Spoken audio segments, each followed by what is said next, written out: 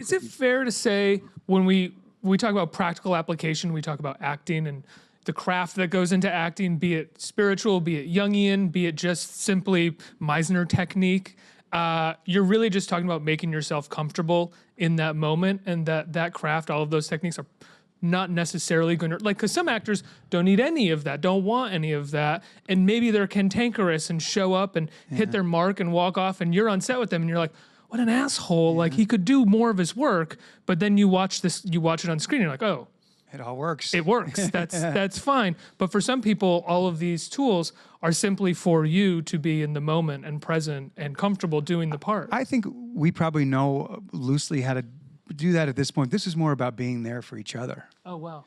So not being the cantankerous person who's wrapped up in their own world, but Of course. actually being present for the other person while they're on camera as well, and while it's their coverage, and feeling safe to take risks in front of people and to do things that you might not normally feel comfortable doing right out of the gate.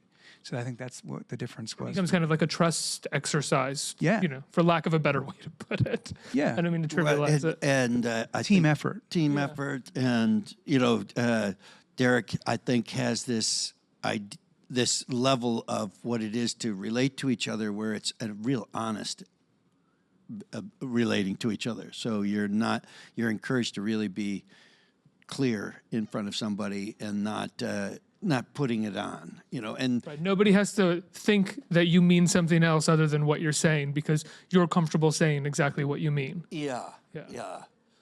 And you're comfortable in silences with each other. Because, you know, sometimes I think if you don't have some kind of way to work with each other, you just keep out the other person, and you have all these deflection things, and, you know, somehow being able to look at each other for long periods of time. And sometimes we'd slow those takes down, you know, like, let's just really do a slow take where you take a long time between the lines. And that's kind of scary, you know, to be doing. And the cantankerous actors going, I do it the way I do it, you know. Yeah.